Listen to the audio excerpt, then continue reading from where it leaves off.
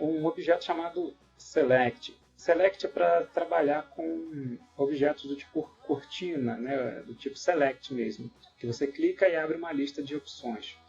O que ele faz, né? Aí vou explicar um pouquinho rápido aqui. É o seguinte: a gente vai navegar, né, se vocês virem a aula lá de módulo, né, então vamos navegar no módulo Selenium, utilizar o WebDriver, e aí tem uma classe chamada Support que tem uma subclasse chamada Select. A gente vai criar esse objeto, né, com o .new, criando esse objeto Select e passando o objeto que a gente quer trabalhar, né, no construtor dele, tendo esse objeto que é a caixa de seleção, né, a cortina, a gente consegue operar em cima desse objeto. Então a gente consegue desselecionar, né, desmarcar todos os links que estiverem marcados e selecionar um item com um nome específico. Tá? Então, um exemplo, se vocês forem num formulário que peça estado, por exemplo, né, qual o seu estado de origem? Então vai ter lá RJ, NG, SP. A gente conseguiria, se ele por acaso tivesse com algum selecionado, né, no default, a gente conseguiria limpar essa seleção e selecionar um objeto específico, usando poucas linhas de código. Tá? Tem algumas implementações que utilizam alinhamento de objetos, pega um objeto, depois um objeto dentro do outro e faz uma iteração recursiva. Essa implementação que está aqui no slide é bem mais limpa para mim, bem mais tranquilo de fazer e mais fácil de entender. Tá? Submit é um outro método que ele pode ser utilizado no formulário, por exemplo. Então você preencheu um formulário de alguma página e esse form tem um botão de submit com o nome submit, né? Ele não é um botão clique ou ok, e ele tem um botão de submit embutido nele. Você consegue enviar nesse form, né, chamando o form, o objeto form, você consegue operar o método submit em cima dele. Poderia utilizar o método clique no botão que tivesse lá, tá? Enfim, a gosto do freguês, beleza?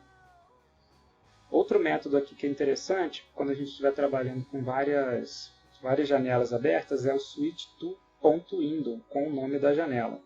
E aí o que acontece? Às vezes a gente clica num site que a gente estiver testando, ele clica no link e ele abre uma pop-up para a gente preencher um formulário ou selecionar alguma coisa.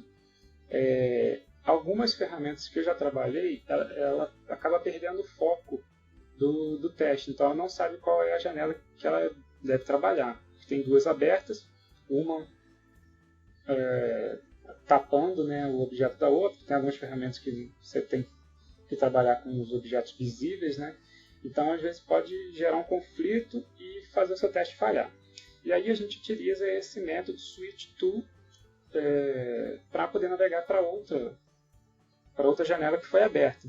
E aí, geralmente, no link que a gente clicou para abrir essa nova janela, tem lá o nome da janela que a gente quer trabalhar. Então, aqui no HTML, no exemplo, eu peguei aqui, né, um link, né, que ele, quando você clica, ele abre essa janela chamada window name, poderia ser qualquer coisa. Então, dentro do código-fonte da página, a gente consegue saber qual o nome da janela que vai ser aberta. Tá? Se a gente não souber o nome, a gente consegue utilizar um outro método, que é o .windowHandle. Isso é um robô, né, um driver, que ele pega todas as telas que estiverem abertas do browser e a gente consegue iterar em cima delas. No exemplo aqui, a gente pega no driver, né, no crawler, esse window underline handle, ele pega todas as janelas que estão abertas, a gente não precisa saber o nome, e para cada, também lá a gente já viu isso daqui lá na aula de Ruby, para cada uma ele faz a iteração. No caso aqui, ele troca para a tela que foi especificada ali no parâmetro. Tá? Então, isso aqui é uma saída também para o caso de você não ter o nome da janela que foi aberta. Beleza? Outras outros sites, né, outras páginas, elas têm frame, que são... O que são frames? Né? São pedaços de outras páginas que foram incorporadas naquela página. Elas não são a página em si, fazem uma referência para uma página específica. Um exemplo é um blog que faz referência para um vídeo do YouTube. Então ele incorpora o vídeo do YouTube no blog, ele fica visível, operável, você consegue assistir o vídeo e tal, mas o vídeo ele não está hospedado na página. Ele é uma referência para um outro local, ele é um frame.